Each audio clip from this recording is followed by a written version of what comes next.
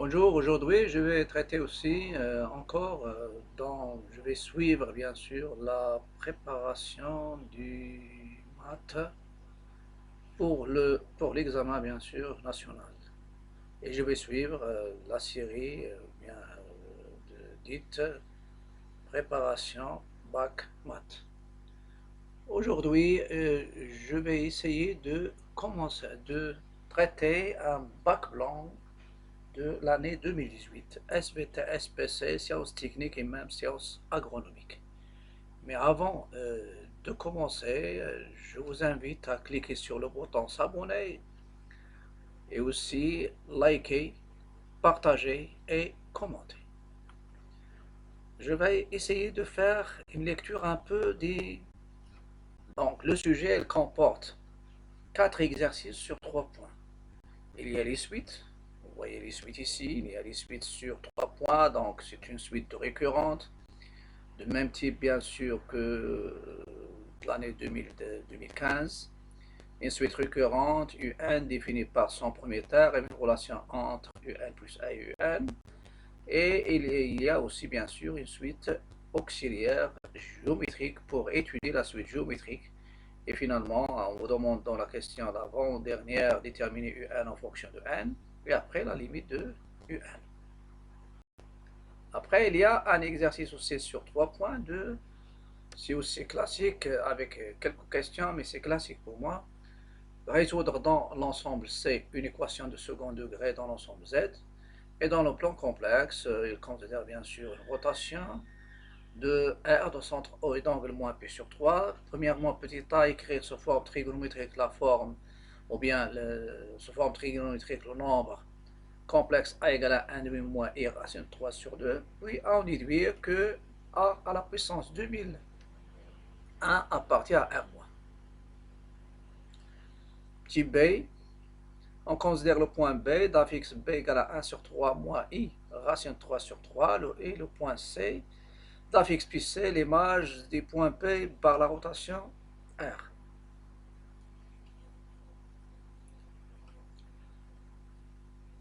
Montrer que petit c égale a fois b, c'est-à-dire une relation entre les affixes, puis déduire la nature du triangle OBC, et dans la question petit 2, soit telle la translation de vecteur OB et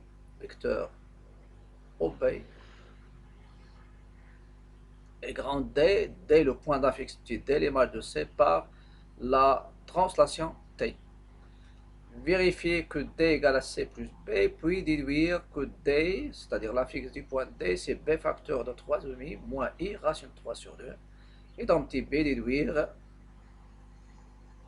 ça c'est la mesure de l'angle. La mesure de l'angle, ça veut dire, je fais barre ici.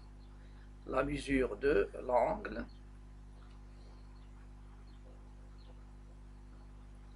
ou bien je fais un chapeau, mais pour moi c'est une mesure. La mesure de l'angle,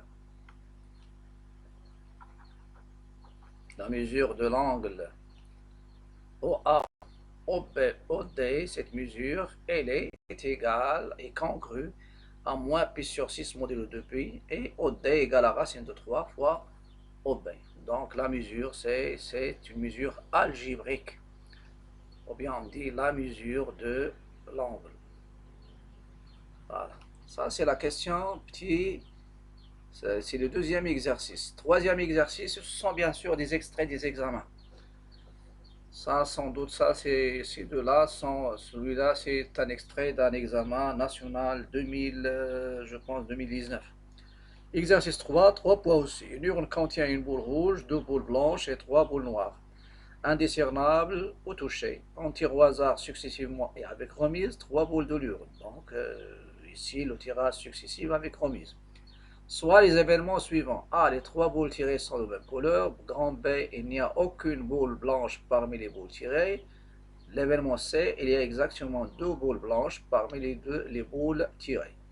Montrer que proba de A c'est 1 sur 6, proba de B c'est 8 sur 27 sur 2 points, donc vous avez un point pour chaque proba. Et même chose pour la probabilité de l'événement C. Il y a l'exercice 4. L'exercice 4, c'est la géométrie dans l'espace. Ici aussi, vous pouvez voir que c'est l'aspect des examens. Donc, c'est un extrait d'un examen déjà passé dans des années précédentes. Dans l'espace rapporté à un repère orthonormé direct ou IGK, on considère les points A de coordonnées. Il y a 3 points A, B, C. On vous demande le produit vectoriel, la déduction de l'équation cartésienne du plan ABC. Donc, ce sont des questions normalement classiques. Après, on considère une sphère avec une équation cartésienne. On vous demande le centre et le rayon. Et on vous demande donc troisièmement une représentation paramétrique de la droite delta passant par oméga et orthogonale au plan P, donne la représentation paramétrique. Et on vous demande aussi de déterminer les coordonnées du point H, intersection de la droite delta et le plan ABC. Et dans la quatrième question, vérifiez que la distance de oméga ABC égale à 3, puis montrer que le plan ABC coupe la sphère S selon un cercle de rayon 4 dont on déterminera le centre. Donc c'est un exercice classique et même ce sont des exercices faits en classe. On passe maintenant au problème. Le problème, il est sur 8 points. Il donne bien sûr une fonction logarithme, mais je vous laisse le temps de lire bien sûr les pages. Et il faut lire les pages et après essayer de traiter les exercices d'une manière rigoureuse avec la justification en attendant bien sûr les corrections. Donc le problème sur 8 points, il y a une fonction logarithme. On vous demande même l'étude complète de cette fonction logarithme jusqu'à la représentation graphique, en passant même par les points d'inflexion et aussi le calcul de la dérivée seconde et les points d'inflexion. Et il y a la représentation graphique de la courbe C. Et après, dans une question 7, normalement, il y a une question classique sur une primitive pour le calcul d'une intégrale et la déduction de l'air.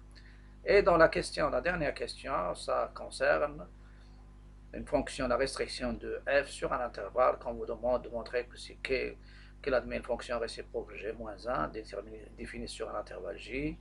On vous demande le tableau de variation de g-1 et une question classique, g-1 dérivable en e au carré et le calcul de g-1' de e au carré.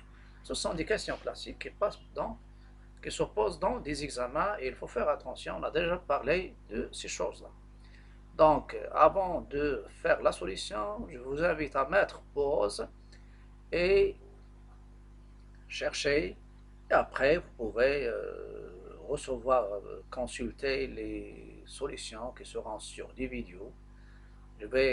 Dans la vidéo que je vais bien sûr publier, il y a l'énoncé et ça sera la correction de 2 exercices, l'exercice 1 et l'exercice 2.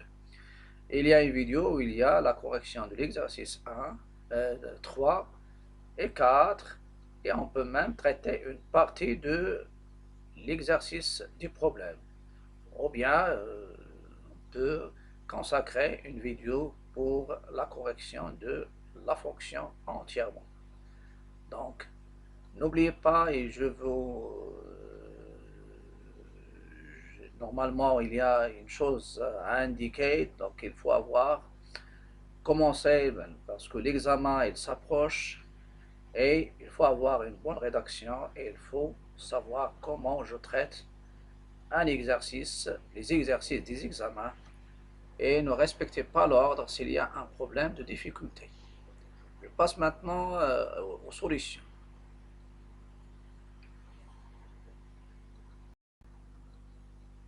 Je passe maintenant à la correction de l'exercice 1. L'exercice 1, c'est l'exercice des suites et il y a les questions que je vais répondre, que je vais donner les solutions à ces questions bien sûr. La première question, montrer que n est strictement positif, c'est la récurrence. Et deuxièmement, il y a 2 questions, montrer que n plus 1 moins 2, c'est un moins 2 sur 2 un plus 1. Et déduire que pour tout n appartenant à n, un est strictement inférieur à 2. Voilà. La question petit 1, petit a, montrant par récurrence que pour tout n appartenant à n, un est strictement positif. La masse 8 un, c'est défini par son premier terme u0 égale à 1. UN plus A égale 5UN sur 2UN plus 1. Le plus 1, il est dans la ligne, c'est pas un 10N plus 1. Pour n supérieur ou égal à 0. Le principe de récurrence, il commence par l'initialisation.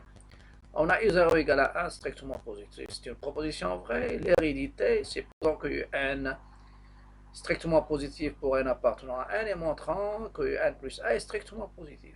On a UN strictement positif, donc le numérateur 5UN est strictement positif et le dénominateur 2UN plus A est strictement positif. Et ça me donne normalement UN plus 1 qui est 5UN sur 2UN plus A est strictement positif parce que vous avez le numérateur positif sur le dénominateur qui est aussi positif. Positif sur positif, il donne strictement positif. Après, petit c. Donc, normalement, on passe à la conclusion. Après le principe de récurrence, on déduit que pour tout n appartenant à n, UN est strictement positif, est une proposition vraie. On passe maintenant à la question deuxièmement. Donc, ça, c'est premièrement, petit a. Premièrement, il n'y a pas de petit a, il y a uniquement premièrement. Voilà. Dans la question 2, il y a petit a et petit b. Deuxièmement, petit a. On a UN plus 1, on a UN plus 1, moins 2, UN plus A moins 2. Et je remplace UN plus A par son expression, c'est 5 UN sur 2 UN plus A, moins 2. Après, je réduis au même dénominateur, ça me donne 5 UN, c'est comme si vous avez sur 1, 1 fois 5 UN, c'est 5 UN, moins 2 fois 2 UN plus A, utilisez les parenthèses, attention. Sur le dénominateur commun, c'est 2 UN plus 1. Et le résultat, normalement, il me donne UN plus A moins 2, c'est 5 UN moins 4 UN et moins 2 sur 2 UN plus 1. Et en 5 UN moins 4 UN, c'est UN, et il y a moins 2, et c'est le résultat demandé. Donc, ce qui est demandé, c'est montrer que UN plus 1 moins 2, elle est égale à UN moins 2 sur 2 UN plus 1. Après, on vous demande une déduction, mais ce n'est pas une déduction directe, donc il faut utiliser la récurrence. Parce que la suite est une suite récurrente, donc on fait le raisonnement par récurrence, surtout dans le cas majoré, minoré, borné. Montrons par récurrence que pour tout n appartenant à n, UN est inférieur strictement à 2. L'initialisation, U0 c'est A strictement inférieur à 2, donc c'est vrai. L'hérédité, supposant que UN est inférieur à 2, pour un n appartenant à n et montrant que UN plus A est aussi inférieur, montrant que UN UN plus 1 devient normalement est inférieur strictement à 2. On a d'après la question précédente UN plus 1 moins 2 pour comparer, de préférence pour comparer deux nombres UN avec un réel alpha, utiliser le signe de la différence, soit UN plus 1 moins alpha ou bien UN moins alpha, et même dans la monotonie, on utilise UN plus 1 moins UN, le signe de la différence. Donc c'est UN moins 2 sur 2 UN plus 1. Mais avant de donner bien sûr la conclusion, je vais revenir de ce qui précède. On sait que UN est inférieur à 2, donc j'ajoute deux membres moins 2, ça va donner UN moins 2, il est négatif. UN moins 2, il est négatif, c'est le numérateur. Et vous avez UN est strictement positif, donc 2 UN plus A est strictement positif. Et dans ce cas-là, vous avez UN plus 1 moins 2, donc c'est le signe du rapport. Le signe de la différence, c'est le signe du rapport négatif sur positif strict, ça donne négatif. Donc UN plus 1, UN plus 1 moins 2, UN plus 1 moins 2 est inférieur strictement à 0 et ça donne UN plus 1 est inférieur à 2. C'est une proposition vraie. La conclusion, d'après le principe de récurrence, on obtient pour tout n appartenant à n, UN est inférieur à 2, ça veut dire ma suite. Dans ce cas-là, ma suite c'est minoré par 0 et majoré par 2. On va utiliser minoré majorer, en général, le but c'est l'utiliser bien sûr dans la monotonie. La question troisième, petit a. Et ça, le but c'est préparer l'étude de un plus a moins un, ou bien c'est une préparation à la monotonie de la suite un. On vous donne montrer que un plus a moins un, il est égal à un résultat bien déterminé, c'est ce rapport, c'est-à-dire moins 2un facteur de un moins 2 sur 2un plus 1. Pour nous, on va essayer de remplacer un plus a, c'est 5un sur 2un plus a, moins un, c'est une question de calcul. Donc, c'est un divisé par a, c'est comme si vous avez 1. La réduction du dénominateur, ça donne 5un moins un. Utilisez les parenthèses. Le problème des suites, c'est le problème de calcul. C'est des calculs numériques sur 2un plus 1.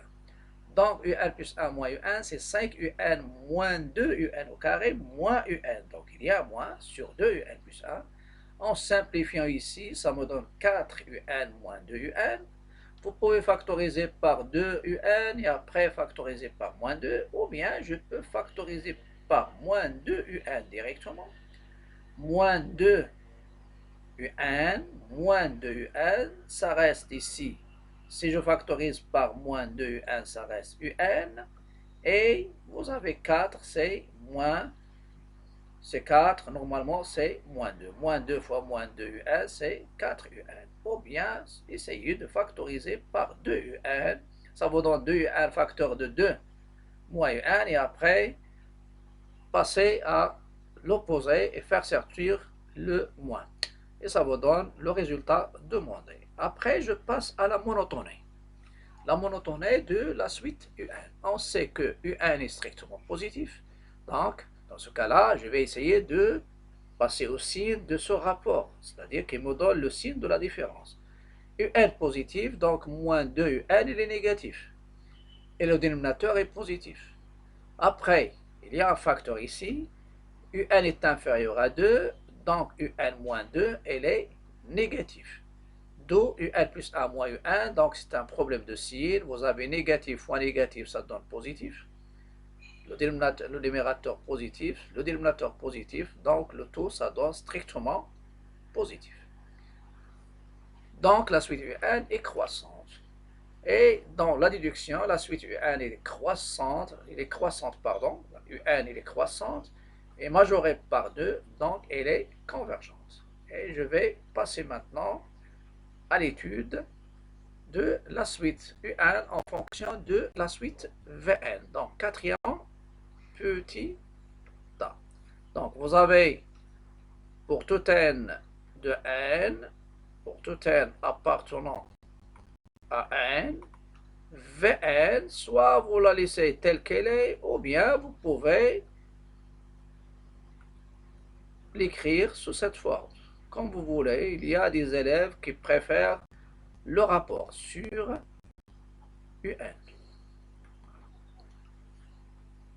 Et je vais essayer de montrer que Vn est géométrique de raison 1 sur 5. Donc dans ce cas-là, je vais essayer de passer au Vn plus 1. Vn plus 1, c'est quoi? C'est 1 moins 2 sur un plus 1. Donc normalement ici, je peux soit utiliser cette forme, c'est-à-dire pour Vn plus a, ou bien je peux répondre directement. Et parce que je vais écrire Vn plus a en fonction de Vn. C'est pourquoi je fais cette forme ici. Donc vous avez le choix. Donc c'est a moins 2 sur une autre fraction. Quelle est cette fraction? C'est 5 un sur 2 un plus 1. 2 un plus 1. Et ça vous donne normalement Vn plus a égale. Donc Vn plus a, il est égal à a moins 2 fois l'inverse de cette fraction. C'est 2 un plus 1 sur 5 un. Ça vous donne 1 moins 2 fois 2, donc c'est 4 UN plus 2 sur 5 UN. Et après, je vais réduire au même dénominateur. Dénominateur commun, c'est 5 UN.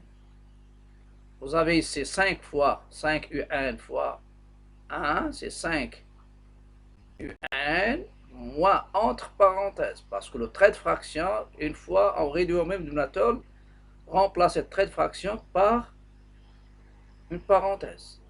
4 UN plus 2. Donc,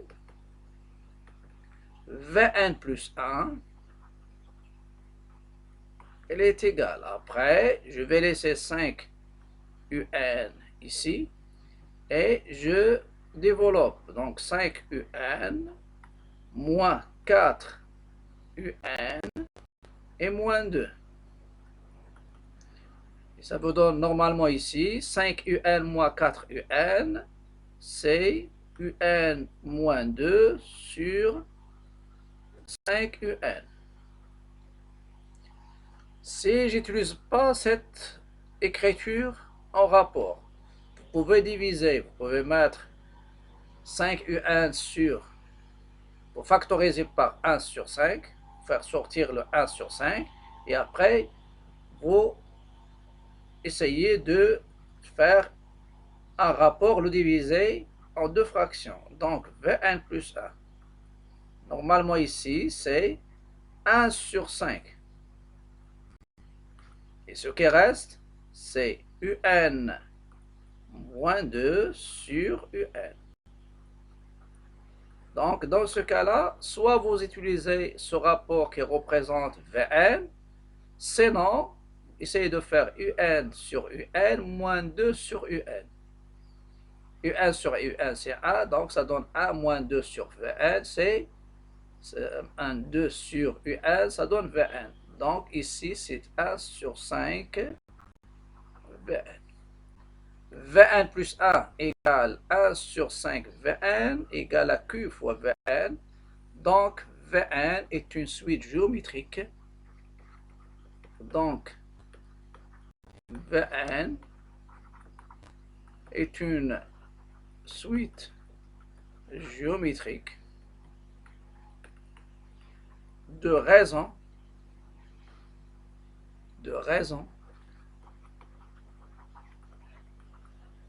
Q égale 1 sur 5. Et les deux raisons Q égale à 1 sur 5.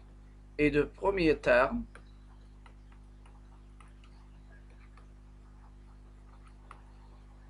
V0 égale U0 moins 2 sur U0. Elle est égale à 1 moins 2 sur 1, c'est moins 0.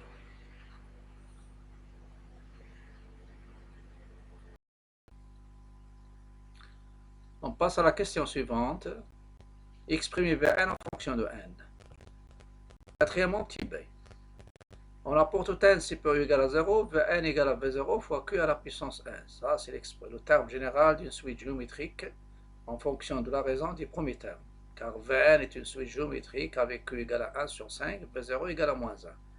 Donc, pour tout n supérieur ou égal à 0, Vn égale à moins 1 fois 1 sur 5, le tout à la puissance n. Et ça donne, quel que soit n supérieur ou égal à 0, Vn égale à moins, et entre parenthèses, 1 sur 5, le tout à la puissance n. Et vous n'avez pas le droit de faire entrer le moins à l'intérieur. Donc, ça, c'est Vn en fonction de n. Et je peux l'écrire, c'est moins 1 sur 1 à la puissance n, c'est 1 sur 5 à la puissance n. Donc, ça, c'est le terme général. Je peux le laisser comme ça. Après, on vous demande d'en déduire Vn en fonction de Un en fonction de en fonction de Vn. Voilà. Exprimer Un en fonction de Vn. On va revenir à l'expression de Vn. On a pour tout n appartenant à n, Vn c'est quoi? C'est 1 moins 2 sur Un. Donc je vais faire passer moins 2 sur Un au premier membre, Vn au deuxième membre. Donc 2 sur Un égale à 1 moins Vn. Après je vais faire l'inverse des deux membres. Je fais l'inverse de ce facteur, de ce premier membre, égale l'inverse. C'est A égale à B, alors 1 sur A égale 1 sur B. Donc ça me donne U sur 2 égale 1 sur A moins Vn. Et après, je vais multiplier les deux membres par 2. Ça me donne U1, c'est 2 sur A moins Vn. Donc ça, c'est ce qui est, il se lit Un en fonction de n. Après, on va essayer d'en déduire Vn, Un en fonction, ça c'est en fonction de Vn, mais on vous demande d'écrire Un en fonction de n. On sait que Vn c'est quoi? C'est moins 1 sur 5 le tout à la puissance n, et je peux l'écrire moins le rapport A sur B à la puissance n, c'est A à la puissance n sur B à la puissance n. 1 à la puissance n c'est 1, et 5 à la puissance n ça reste. Et il y a ce moins là. Donc, de Un, je vais remplacer maintenant Vn par cette expression. Donc, Un, ça devient 2 sur 1 plus 1 sur 5 Un, qui est égal à 2, et je réduis le dénominateur au même dénominateur, ça donne 5n plus 1 sur 5n. Et je fais l'inverse, ça me donne Un, c'est 2 fois 5 à la puissance n sur 5 à la puissance n plus 1. Et ça me donne par multiplication du numérateur 2 fois 5 à la puissance n. Bon, on n'a pas le droit de faire 10 à la puissance n, parce que 2 n'a pas de puissance, et le 5 il est en puissance n, donc ça reste comme ça, et la somme. Vous pouvez remarquer pourquoi j'ai encadré cette expression, parce que pour le calcul de limite, dans D, vous avez 5, elle est supérieure à 1, 5 elle est supérieure à 1,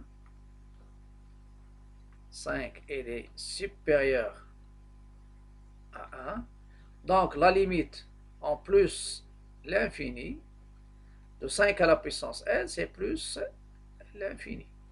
Et si je prends cette dernière expression, vous avez plus l'infini sur plus l'infini, c'est forme indéterminée.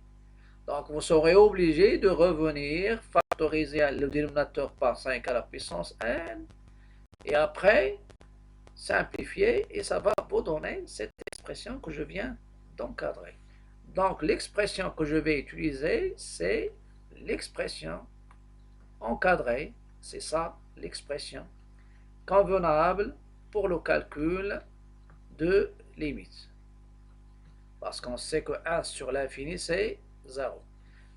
Donc 5, limite de 5 à la puissance n en plus l'infini, c'est plus l'infini. D'où la limite de Un en plus l'infini, bien sûr. C'est la limite de 2 sur 1 plus 1 sur 5 à la puissance n. 1 sur 5 à la puissance n, donc vous avez 1 sur plus l'infini, bien sûr, il donne 0. Donc il tend vers 0, et la limite finale, ça sera 2. Ça, c'est la limite de la suite Un.